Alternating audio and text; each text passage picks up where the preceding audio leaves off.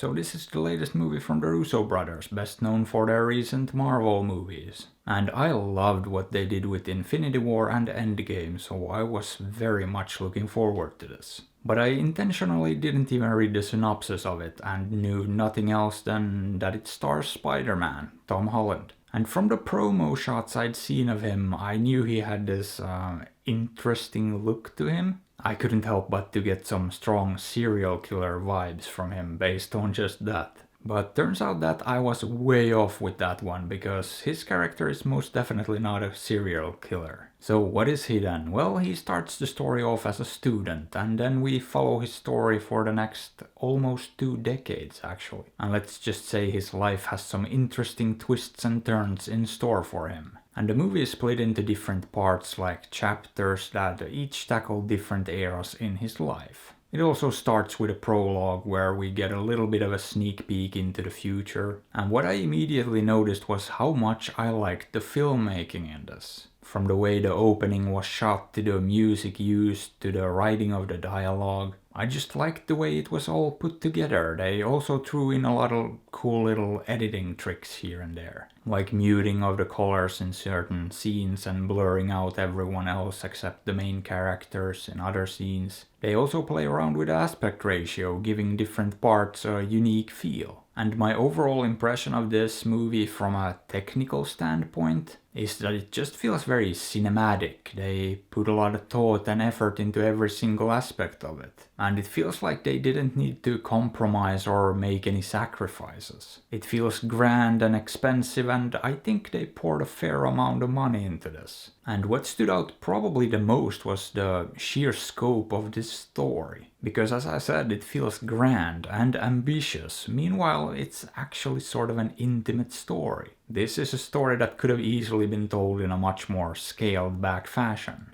without all the big flashy stuff, and what you would have ended up with would have been an average indie movie. Because to my surprise, what we have here is actually, and get ready for this, a love story. That's pretty much the last thing I expected from this, but that's what it essentially is. The relationship between the two main characters is at the very core of the story. It's what keeps it all together and grounds it, and it's what the movie keeps coming back to over and over again. It's also what makes the whole thing make sense, and I thought they did a really great job with that. But with that being said, it's probably one of the strangest ways to tell a love story I've ever seen. It's also a story that's very unpredictable to me. I mean, I never knew what was gonna happen next, where the movie would go next, because I felt like there were always a few different alternative ways it could go. And sometimes it just threw straight up curveballs at you, coming up with something completely unexpected. But you know, I really enjoyed the story here. However, there was one big issue with this movie. And that's the runtime and the pacing, because this felt like a very long 2.5 hours. Which I wasn't expecting after seeing Infinity War and Endgame back to back and enjoying every minute of it.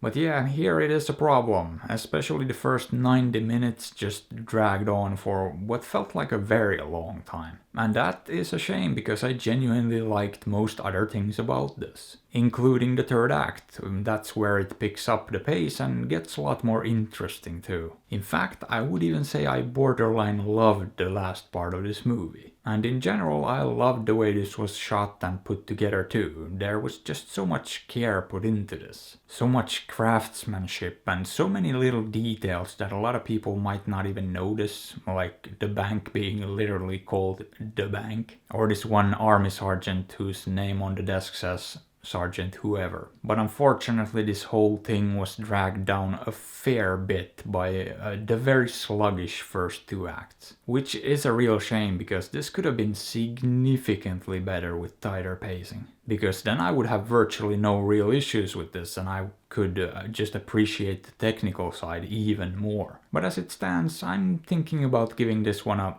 low 7. Boop.